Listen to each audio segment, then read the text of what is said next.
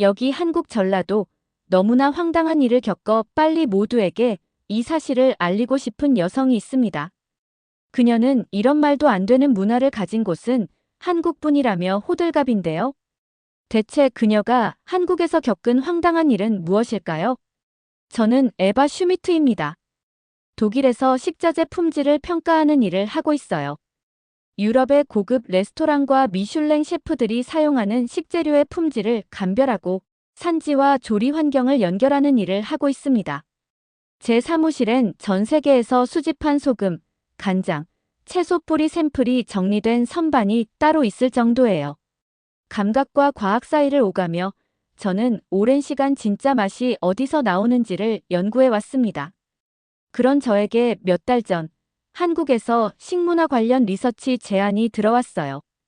K푸드라는 키워드로 세계 시장에서 주목을 받는 트렌드를 분석해달라는 요청이었죠. 처음엔 별 기대를 하지 않았어요. 사실 저는 한국이라는 나라에 대해선 거의 아는 게 없었거든요. 김치, 비빔밥, 불고기, 그리고 맵다는 이미지 정도가 전부였어요. 제 머릿속에서 한국 음식은 지나치게 자극적이거나 정체 모를 발효향이 강하다는 인식으로 정리돼 있었죠. 동료들도 다들 고개를 갸웃했어요. 굳이 한국까지 갈 필요 있을까? 라는 반응이 대부분이었습니다. 저도 같은 생각이었어요. 하지만 조사 중 한 문장이 제 시선을 멈추게 했어요. 한국 음식의 본질은 전라도, 그 중에서도 여수 같은 항구 도시에서 시작된다. 여수라는 지명을 본 건 처음이었어요. 서울이나 부산처럼 잘 알려진 도시도 아닌데 음식의 본질이라는 말이 붙어 있었죠. 지도에서 위치를 찾아보니 남해안 가장자리에 조용히 박혀있는 작고 낯선 도시였어요. 그 순간 저는 알 수 없는 이끌림을 느꼈습니다. 어쩌면 한국 음식의 화려한 겉모습이 아닌 진짜 속살이 그 안에 숨어 있을지도 모른다는 생각이 들었어요. 저는 서울을 경유하는 일정 대신 여수를 목적지로 정했습니다. 한국행 비행기에 오른 날, 독일은 차가운 봄비가 내리고 있었어요. 프랑크푸르트에서 인천까지 약 11시간, 그리고 다시 지하철로 용산역으로 이동한 뒤 KTX를 타고 순천까지 마지막으로 무궁화호를 갈아타 여수에 도착했습니다. 비행기에서 내린 지 7시간 만에야 여수라는 이름의 도시에 발을 디딜 수 있었어요. 그렇게 긴 여정을 통해 도착한 이곳에서 과연 내가 찾던 무언가를 만날 수 있을까? 솔직히 말해 확신은 없었습니다. 여수역 플랫폼은 조용했어요. 사람들 걸음에는 분주함이 없었고 공기는 바다 냄새가 섞여 묘하게 낯설었습니다. 택시를 타고 숙소로 향하며 창밖을 보았어요. 오래된 간판, 어깨를 맞댄 낮은 건물들, 골목마다 자리한 생선가게. 전반적으로 투박하고 정돈되지 않은 듯했지만 오히려 그런 풍경이 마음 한켠을 자극했어요. 저는 이 도시가 저를 향해 말을 걸고 있다고 느꼈습니다. 단지 그 말이 너무 조용해서 잘 들리지 않는 것뿐이었어요. 숙소는 시내 언덕 끝자락에 있었어요. 낡았지만 따뜻한 인상을 주는 작은 호텔이었고 방 안창문을 열자 멀리 바다가 보였어요. 짙은 회색 구름 아래로 찰랑이는 물빛이 살짝 보였고 바람은 거칠지 않았어요. 공기엔 바다의 짠내가 묻어 있었지만 거슬리지 않았습니다. 그날 밤 저는 쉽게 잠들지 못했어요. 이 낯선 도시에 혼자 도착한 긴장감도 있었고 제 감각이 천천히 깨어나는 느낌도 있었어요. 이 도시의 맛은 대체 어디에 숨어 있을까? 그 질문이 머릿속을 떠나지 않았습니다. 다음 날 아침부터 하늘이 흐렸어요. 비가 올 것 같은 공기였지만 저는 우산을 챙기지 않았어요. 조용히 호텔을 나와 시장 골목 쪽으로 걸어갔어요. 낯선 도시에선 길을 계획하지 않는 편이에요. 발길이 가는 대로 걷는 게 제 방식입니다. 시장 주변은 아직 개점 준비로 분주했어요. 생선 상인은 박스를 나르고 있었고 옆 가게에선 미역을 말리는 냄새가 은은히 퍼졌습니다. 사람들이 저를 쳐다보긴 했지만 아무도 다가오지 않았어요. 대신 한 아주머니가 제게 눈을 맞추며 살짝 웃어주었어요. 말 없는 환영이었어요. 저는 그 눈빛이 더 오래 기억에 남았습니다. 비는 예보보다 일찍 내리기 시작했어요. 하늘은 낮고 어두웠고 빗방울은 작지만 빠르게 떨어졌어요. 우산이 없던 저는 커다란 건물 처마 밑으로 몸을 피했어요. 그러다 골목 끝쪽에 자리한 작고 허름한 식당 하나가 눈에 들어왔어요. 간판의 글씨는 낡아 흐릿했고 유리문은 김이 서려 내부가 거의 보이지 않았어요. 백반이라는 단어만 간신히 알아볼 수 있었고 간판 아래 작은 현수막이 바람에 흔들리고 있었어요. 그 식당 앞에서 저는 한동안 서 있었습니다. 안에서 나는 소리도 없고 인기척도 느껴지지 않았어요. 그런데 이상하게도 제 발걸음은 멈추지 않았습니다. 그 공간이 저를 부르고 있다는 기분이 들었어요. 환영은 없었지만 거부감도 없었어요. 유럽에서 이런 가게를 본다면 절대 들어가지 않았겠지만 이곳에서는 오히려 그 낡음 속에 뭔가 숨겨져 있는 것 같았어요. 결국 그날은 문을 열지 않았어요. 제 안에서도 무언가 정리되지 않았거든요.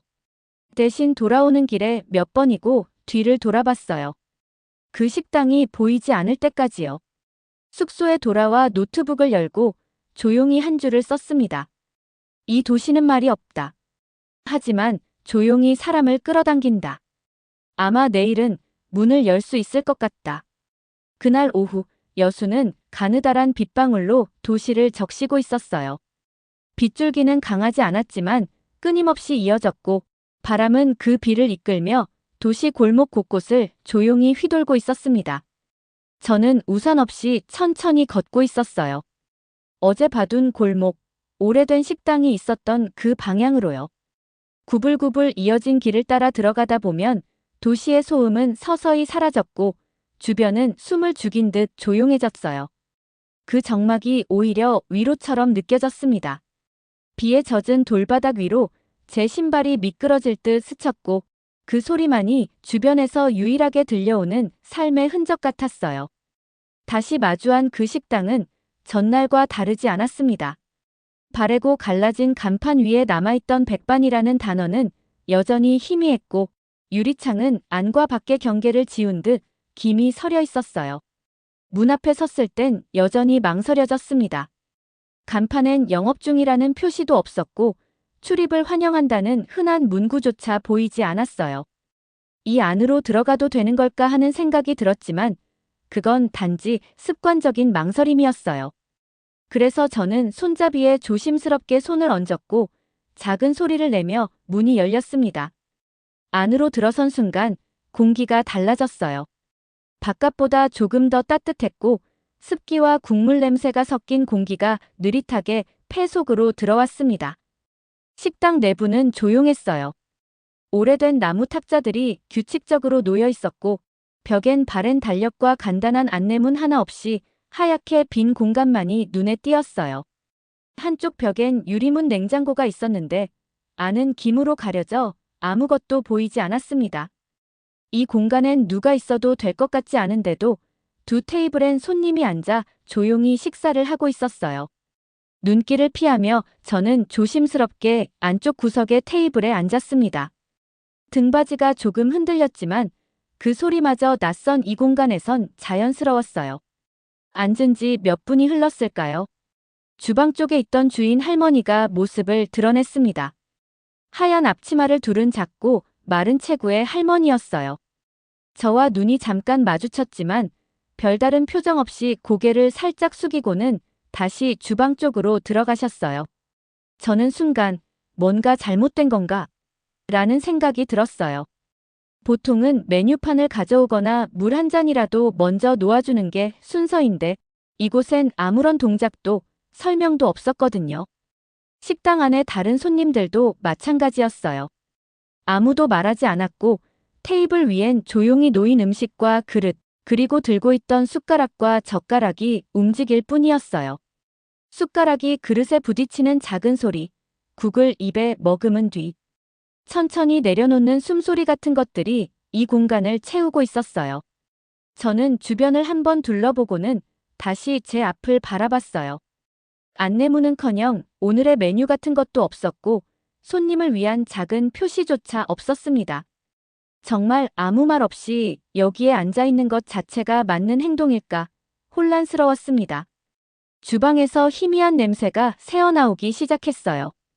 국물이 끓는 듯한 소리와 함께 된장과 무, 고등어 같은 냄새가 공기 중에 퍼졌고 저는 그 향에 자꾸만 코를 기울이게 되었어요. 동시에 불편함도 느꼈어요. 이 공간은 저를 초대하지 않았는데 제가 스스로 들어온 것 같은 기분이 들었거든요. 하지만 분명 어제부터 이곳이 나를 부르고 있었어요. 말은 없었지만 그 침묵이 이상하게 마음을 움직였어요. 그렇게 앉아있는 사이 다시 주방 쪽에서 할머니가 나왔습니다. 여전히 아무 말 없이 작은 쟁반 하나를 들고 있었어요. 그 위엔 밥 공기 하나, 국이 담긴 뚝배기, 작은 반찬 접시 2-어 개가 올려져 있었어요. 할머니는 조용히 다가와 테이블 위에 그릇을 놓기 시작했어요. 김이 모락모락 나는 뚝배기에서 된장 향이 났고 반찬은 나물과 조림 같아 보였어요. 하나하나 놓는 동작이 빠르지도 느리지도 않았어요. 그 동작에서 어떤 감정도 읽히지 않았지만 이상하게도 무시당하고 있다는 생각은 들지 않았습니다. 오히려 할머니는 이미 이 모든 흐름을 알고 있는 사람처럼 행동하고 있었어요. 저는 그 순간에도 계속 왜 아무 말이 없을까라는 생각만 했어요. 제 앞에 음식이 놓였지만 아직 식사가 시작된 건 아니었어요.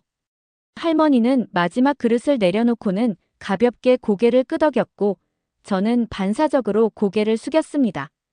그 짧은 교차 속에서 묘한 긴장감과 동시에 묘한 평온함이 느껴졌어요. 아무도 강요하지 않았지만 나는 이 음식 앞에 앉아 있었고 이 공간 안의 흐름에 이미 들어와 있었습니다. 그런데 마음 한편에선 걱정이 고개를 들었어요. 이건 얼마일까? 독일에서 이런 구성이면 절대 10유로 아래로는 나오지 않아요. 반찬이 하나 늘어날 때마다 가격이 오르고 생선 한 토막이면 20유로는 기본이죠. 그런데 이곳은 아무 말도 없이 내 앞에 그걸 전부 놓았어요. 저는 다시 고개를 들고 식당을 둘러봤어요. 여전히 아무도 말하지 않았고 그 조용함이 오히려 제 머릿속을 복잡하게 만들었습니다. 숟가락을 들기도 전에 생각이 너무 많아졌어요. 먹어도 되는 걸까? 먹으면 이건 뭔가를 받아들인다는 뜻일까? 아니면 이 모든 게 그냥 이곳에선 당연한 문화일까? 하지만 그건 아직 확신할 수 없었어요. 그래서 저는 잠시 그대로 앉아 있었어요. 입은 다물고 있었고 눈은 제 앞에 놓인 긴 모락모락 나는 밥상 위에만 머물러 있었습니다. 저는 한동안 숟가락을 들지 못하고 식탁만 바라봤어요. 밥과 국, 반찬들, 생선까지. 상이 차려진 걸 보면서도 그게 정말 제 몫인지 확신이 들지 않았습니다. 주문을 한 적도 없었고 물어본 적도 없었어요. 그런데 음식은 너무 자연스럽게 제 앞에 놓여 있었어요. 마치 오래전부터 예정돼 있던 식사처럼요. 천천히 김치를 집어들었어요. 익숙한 이름이지만 낯선 외양이었고 향도 뭔가 강한 듯 하면서도 깨끗했어요. 아삭한 식감과 함께 터진 맛은 지금까지 알고 있던 그 어떤 김치와도 달랐습니다. 맵기보다 상큼했고 짜기보다 묘하게 달았어요. 발효의 향이 단순한 숙성이 아니라 시간과 손길이 만든 구조처럼 느껴졌어요. 무언가 잔잔하지만 강한 흐름이 입안에 퍼졌고 그건 단순히 맛있다는 말로는 설명이 안 되는 감정이었어요. 된장찌개는 짠맛이 아닌 온기였어요. 국물을 한 숟갈 떠 입에 넣는 순간 온몸에 퍼지는 따뜻함이 있었어요.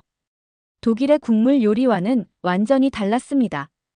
국 안의 두부는 부드러웠고 애호박과 무는 각각의 식감이 살아있었어요.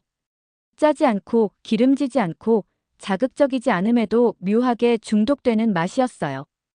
이건 누가 만들었든 음식으로 말하는 사람이라는 생각이 들었어요. 생선구이는 겉은 바삭하고 속은 촉촉했어요. 얇게 바른 간장이 입안에서 퍼질 때 짠맛보다 감칠맛이 먼저 밀려왔어요.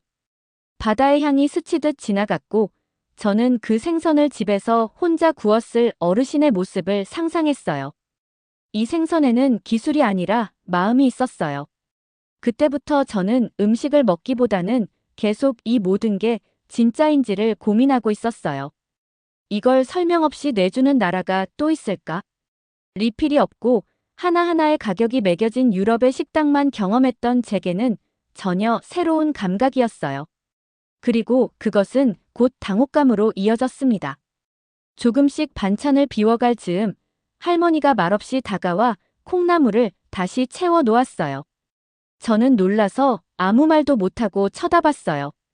요청하지 않았고 손짓조차 하지 않았는데 다 먹은 접시 위에 자연스럽게 새 그릇이 놓였습니다. 그건 명백한 리필이었고 저는 그 순간 머릿속으로 계산을 시작했어요. 독일이라면 반찬 하나에 최소 사유로는 붙어요. 이 콩나물은 무료일 리가 없을 텐데 그렇다면 지금 이 행위는 도대체 어떻게 해석해야 하는 걸까? 잠시 후에는 국도 새로 나왔습니다. 아까보다 더 뜨거운 온도였고 여전히 짜지 않았어요. 저는 그때부터 감탄과 불안 사이를 오가며 식사를 이어갔어요. 이게 계속 리필된다면 대체 얼마가 나오는 걸까? 아니, 리필이라는 개념조차 여긴 없는 걸까? 머릿속에선 수십 가지 경우의 수가 떠올랐고 손은 자연스럽게 음식으로 향했어요. 그건 분명히 맛 때문만은 아니었어요. 이건 어떤 신뢰의 신호 같았어요. 설명이 없는 대신 음식이 계속 이어진다는 것. 그게 바로 이 공간의 방식이라는 걸 저는 어렴풋이 느끼고 있었어요. 주변 손님들은 조용했고 리필에도 아무런 표정 변화 없이 밥을 먹고 있었어요. 이곳에서 더 주세요라는 말은 존재하지 않는 것 같았어요. 다 먹으면 채워주고 부족해 보이면 내어주는 방식. 그 침묵 속에 흐르는 배려가 너무 생경했어요. 저만 혼자서 낯설고 예민하게 반응하고 있다는 사실도 알았지만 그조차 제 감정을 멈추게 하진 못했어요. 숟가락은 멈출 수 없었고 식사는 계속됐습니다. 반찬을 한 번 더 받았고 밥도 조금 덜어졌어요. 그리고 그 순간 저는 혼란 속에서 조금씩 평온을 찾고 있었어요. 음식이 더 나오는 게 무섭고 부담스러우면서도 그 안에 담긴 진심이 느껴졌어요. 이건 돈으로 따질 수 없는 종류의 배려였어요. 계산서를 받기 전까진 안심할 수 없다는 생각은 여전히 있었지만 그래도 한 끼를 대접받았다는 느낌은 분명했어요. 마지막 생선 한 점을 천천히 씹으며 저는 잠시 손을 멈췄어요. 그리고 생각했어요. 만약 이게 정말 내게 주어진 전부라면 나는 그 진심을 어떤 값으로 돌려줘야 할까? 그건 단순히 돈의 문제가 아니었어요. 이 식당이 가진 태도, 이 도시가 지켜온 방식, 그리고 내가 모르던 문화의 깊이에 대한 존중의 문제였어요. 다 먹은 그릇들을 바라보며 한동안 그대로 앉아 있었어요. 그 긴 침묵 속에서 제 안에선 수많은 생각이 오갔습니다. 식사를 마치고도 쉽게 자리에서 일어날 수 없었던 건 단순히 배가 불러서가 아니었어요. 여운이 너무 진했고 무언가 끝나지 않은 감정이 저를 붙잡고 있었어요. 하지만 결국 해야 할 일이 있었죠. 계산을 해야 했습니다. 저는 천천히 자리에서 일어나 카운터 쪽으로 다가갔습니다. 여전히 말 한마디 없이 정리 중이던 주인 할머니께 조심스럽게 손짓을 했어요. 그리고 스마트폰 번역기를 꺼내 들고 화면에 이렇게 썼어요. 계산서를 부탁드릴 수 있을까요? 할머니는 잠시 눈을 마주치더니 작고 낡은 계산기를 꺼내 들고 무언가를 눌렀어요. 그리고 종이 한 장을 꺼내 건네주셨습니다. 저는 그 종이를 받아든 순간 그 자리에서 굳어버렸어요. 6,000원이라는 글자를 한참 바라봤습니다. 6가지 반찬, 된장찌개, 생선구이, 밥, 그리고 3번의 리필. 그런데 단돈 6,000원이었어요. 유로로 환산하면 사유로도 되지 않는 금액이었습니다. 저는 혼란스러웠어요. 처음엔 무언가 잘못된 게 아닐까 싶었어요. 그래서 다시 번역기에 문장을 입력했어요. 정말 이 가격이 맞나요? 반찬도, 리필도 포함된 건가요? 그리고 화면을 보여드렸습니다. 할머니는 번역기 화면을 한참 바라보시더니 고개를 천천히 끄덕였어요. 그러고는 잠시 멋쩍은 듯 웃으셨어요. 그 웃음은 말 대신 하는 대답이었고 그 안에는 이게 당연한 일인데 왜 놀라느냐는 태도가 담겨 있었어요. 그 눈빛을 보며 저는 더 이상 아무것도 물을 수 없었습니다. 저는 지갑에서 1만 원을 꺼내드렸고 할머니는 잽싸게 거스름돈을 건네셨어요. 저는 손사래를 쳤지만 끝내 거스름돈을 돌려주시더라고요. 말없이 단호하게. 그 눈빛이 참 묘했어요. 친절하지만 선을 넘지 않는, 환영하지만 부담을 남기지 않는 정서 같은 거였어요. 가게를 나서기 전 마지막으로 할머니를 다시 한번 바라봤습니다. 그분은 이미 주방으로 돌아가 계셨고 저는 살짝 고개를 숙인 채 인사를 대신했어요. 걸어 나오는 길, 골목은 여전히 조용했고 빗물은 잔잔하게 흘러내리고 있었어요. 그 풍경 안에서 저는 한 번도 경험해 본 적 없는 평온함을 느꼈어요. 이게 바로 사람을 남기는 방식이구나. 그런 생각이 들었어요. 이곳에선 설명이 없었고 절차도 없었지만 저는 오히려 더 많이 이해받은 기분이 들었어요. 그것도 아주 조용하게요. 호텔로 돌아오는 길은 천천히 걸었어요. 굳이 택시를 타지 않았던 건 이 여운을 조금 더 오래 느끼고 싶었기 때문이었어요. 숙소에 도착한 후 샤워도 하지 않고 바로 노트북을 켰습니다. 보고서를 쓰기 위해서가 아니었어요. 단지 이 감정을 어디엔가 기록하고 싶었어요. 출장 보고서로는 이 경험을 다 설명할 수 없을 것 같았어요. 문득 창밖을 보니 밤이 깊어가고 있었고 바다 멀리엔 어둠 속에서 조용히 빛나는 배의 불빛이 점처럼 떠 있었어요. 그걸 바라보며 저는 자판을 두드리기 시작했어요. 여수에서의 기적. 오늘 나는 식사를 통해 문화를 경험했다. 음식이 아니라 사람이 남는 한 끼. 그것은 배를 채우는 것이 아니라 마음을 남기는 방식이었다. 설명이 없고 요구도 없지만 정성과 배려가 그릇에 담겨 있었다. 가격보다 마음이 먼저였고 상차림보다 진심이 앞섰다. 그리고 나는 그 침묵의 언어를 통해 한국이라는 나라가 음식을 통해 어떻게 사람을 대하는지를 느꼈다. 글을 쓰다 보니 어느새 마음이 조금 정리되기 시작했어요. 처음엔 그저 가격에 놀라고 낯선 시스템에 당황했던 거라고 생각했는데요. 시간이 지나면서 그게 본질이 아니었다는 걸 깨달았어요. 제가 받았던 감정의 진짜 본질은 공짜라서도 리필이 되어서도 아니었어요. 그건 사실 표면적인 현상에 불과했어요. 정작 저를 울컥하게 만든 건 말없이 차려주는 밥상 속에 깃든 생략된 친절이었어요. 아무 말도 없지만 다 먹으면 더 주겠다는 의사 표현은 분명히 있었고 더 먹으려면 말해라는 거래 조건이 없었던 그 태도가 저를 움직였던 거예요. 그건 효율로 굴러가는 도시가 절대 줄 수 없는 정서였어요. 독일에서 식사를 하며 느끼는 친절은 늘 계산의 흐름 위에 있었어요. 웨이터의 미소도 음식의 설명도 어쩌면 팁과 반응의 기대는 하나의 전략이었을지도 몰라요. 반면 200반집에선 그 모든 것들이 생략돼 있었어요. 말은 없었지만 설명 없이 음식이 계속 나오는 그 조용한 흐름 안엔 오히려 더 선명한 배려가 담겨 있었어요. 그래서 저는 오히려 그 침묵에 감동했어요. 굳이 말을 하지 않아도 된다는 태도, 그것이야말로 진짜 배려였다는 걸 깨달았어요. 그날의 밥상은 어떤 방식도 따르지 않았고 어떤 시스템에도 기대지 않았어요. 계산된 질서가 아니라 오래된 생활 방식이었고 누군가의 손끝에서 나온 일상의 따뜻함이었어요. 사람을 사람으로 대하는 태도, 그게 이 도시의 방식이었고 할머니의 밥상이 말없이 전해준 메시지였어요. 저는 그날 밥을 먹은 게 아니라 그 도시가 사람을 대하는 방식을 배운 거였어요. 한 그릇의 국물과 2번의 반찬 리필, 그리고 끝까지 묻지 않았던 계산서 위에 쓰이지 않은 마음들. 그 모든 게 제 안에 조용히 남았어요.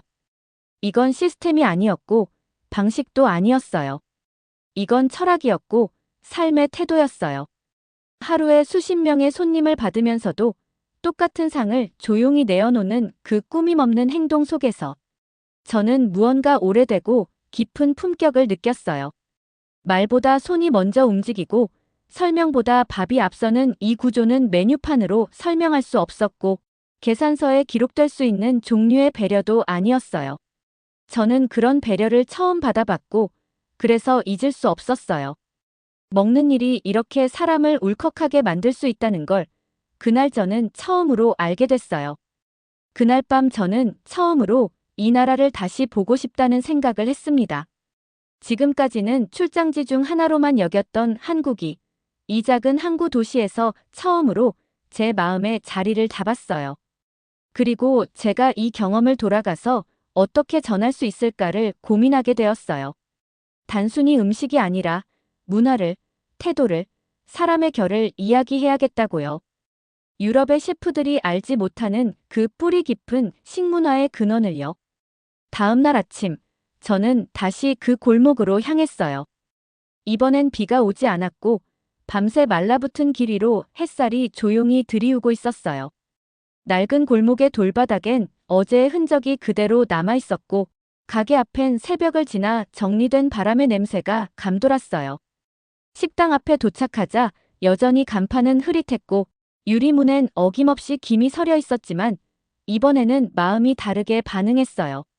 문 앞에 선 제 발걸음엔 망설임이 없었고 손잡이를 잡는 손끝엔 어제와는 다른 안도감이 있었어요. 그리고 그렇게 문을 다시 열었어요. 이번엔 배가 고파서가 아니라 그 진심을 다시 만나고 싶어서였어요. 그곳은 여전히 조용했어요. 말이 없었고 음악도 없었지만 묘하게 익숙했어요. 의자에 앉을 때 들리는 삐걱거림조차 어제와는 다르게 들렸고 주방 쪽에서 들리는 뚝배기 소리와 바닥을 쓸던 슬리퍼 소리마저 낯설지 않았어요. 저를 쳐다본 주인 할머니의 눈빛은 어제와 똑같았지만 이번엔 그 무표정 속에서도 따뜻한 환영이 느껴졌습니다. 같은 장소, 같은 사람, 같은 방식인데도 제 마음만 달라져 있었어요. 처음처럼 긴장하지 않았어요. 오히려 그 침묵이 반갑고 그 흐름이 따뜻했어요. 여기선 음식이 아니라 사람이 남는다는 말, 그건 단순한 표현이 아니라 삶의 방식이었어요. 말 없이도 배려가 가능하다는 걸, 손님이라는 단어 없이도 환영할 수 있다는 걸 저는 이곳에서 처음 배웠어요. 저는 그것을 실제로 경험했고 그 경험이 제 안에 무언가를 바꿔놓았다는 걸 느꼈습니다. 이제 그걸 제 방식으로 다른 사람들에게 전하고 싶었어요. 보고서도 아니고 SNS의 사진 한 장도 아니고 그 진심이 가진 구조 자체를 있는 그대로 전하고 싶었어요. 그리고 그렇게 조용히 자연스럽게 제 안에 한국이 시작되었어요.